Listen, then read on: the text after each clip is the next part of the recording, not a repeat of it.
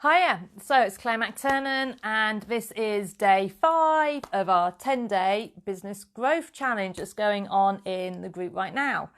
So over the last 4 days, I've talked about the need to really be clear about the value you deliver to your clients, and this is so important. I've also talked about the need to create the time to actually work on this high value stuff for your business. So this is around creating the time to do your business development and not letting it languish on your things to do list so you never get around to doing it. I have talked about what I refer to as the ideal clients and their iceberg, and I've talked to you about pricing and how important it is that you price sensibly so you don't have to be a slave and work extreme hours to make decent money. So today on day 5, I want to talk about proposals. Okay, we're going to get a bit serious actually, because proposals are so incredibly important. Now, a proposal is anything you say or write that is conveying what you do and potentially how much it is.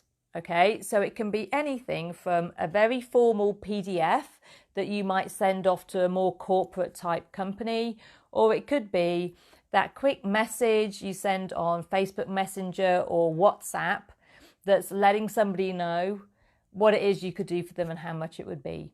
And it could be anything that comes out of your mouth but also conveys that information.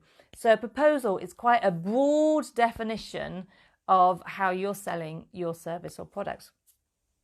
People make so many mistakes in proposals. Sometimes they don't even realise what they're conveying is a proposal.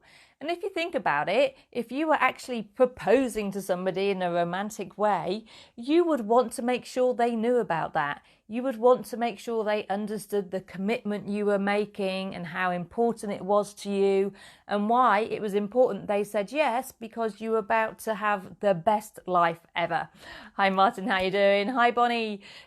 So proposals are really important, whether they're romantic or whether they're business ones, because realistically, to follow my analogy, it's your business proposals that will ultimately pay for your wedding proposal and your wedding, should you like to go down that route.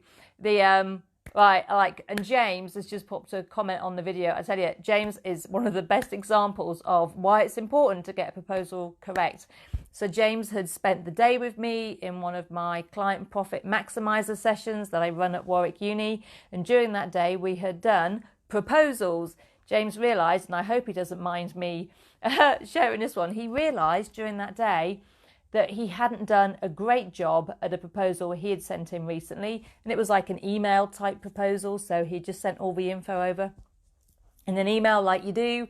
And after the session, he went home, rewrote it, resent it, and just said, sorry, I wrote the old one in a rush, have this one.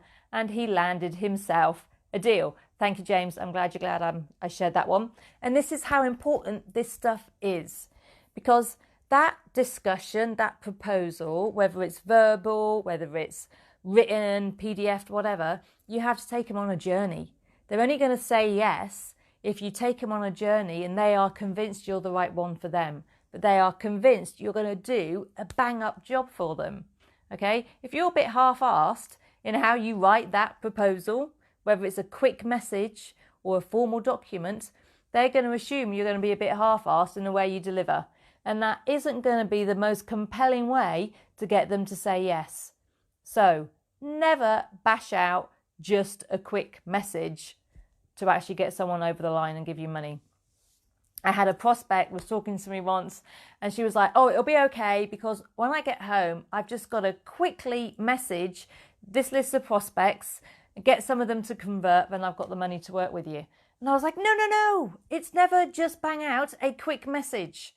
You need to remind them why they need to work with you. You need to remind them what they're going to achieve by investing that time and money with you. It is never just a quick message.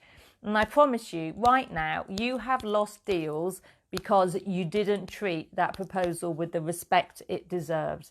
They are so massively important. And So I've had 3 clients so far this morning. So this is like lunchtime on a Friday if you're watching this on replay. And one of them, we were talking specifically about sales. And I picked this up with my own team as well this week. Every word you use in that discussion needs to be purposeful and it needs to be bang on point. Every time that we use language which is a bit loose, a bit sloppy, that introduces doubt into their minds, even if you think by saying it you're doing the right thing, but if it introduces doubt, then they are not going to say yes. And what will happen is they'll go into the long grass and you'll end up in follow-up hell. And that is a nightmare. Nobody likes follow-up hell, right? So you need to go back and analyze how you're having those discussions and the words you're introducing. So like if is a terrible word. I pulled up my team because they'd put in an end of what was a proposal or part of a proposal discussion. They said, ask them to do something and then said, then we'll take it from there. And I'm like, You're going to instruct them with the action you want them to take and then say to them, we will then get them booked in. Because that is obviously why we're having the discussion. We're not having a discussion to take it from there and see where it goes. No, I am clear where it's going to go and it's going to go to them signing up. This is how you instill confidence that you're the right person for them to work with. No more ifs and maybes and potentials and shoulds and coulds. It's all about confidence, value, conveying the message. Okay? Now, I think that's probably long enough for what should have been a pretty short live. So my strong advice, as this is day 5, is to go back through days 1 to 4 and make sure you're implementing the advice off the back of these videos. Okay, so you've got to change your pricing, make sure you're articulating value, make sure you're talking about the deep-seated pain your ideal clients have, and make sure you're carving out the time to do this work. And now review how you write your proposals. I tell you, it is never hard to grow your business. It is not hard. Hard is brain surgery. Hard is putting a man in space. That is hard. That takes significant innovation, right? This does not require innovation. This just requires implementation. And that is straightforward as long as you decide it's a priority. So I'm Claire McTurnan, the only person in the UK that specialises in sustainable growth for service businesses. And I hope you're finding these days really valuable. So today's Friday, so the next 2 videos I'll be doing over the weekend. I've no idea right now where I'll be while I'm doing them, whether I'll be back in the house. Right now I'm in my office. So we'll see where I see you for the next 2 days. But I hope you're finding them useful. But please do implement. Remember my strapline? No fluff, just results. Take care.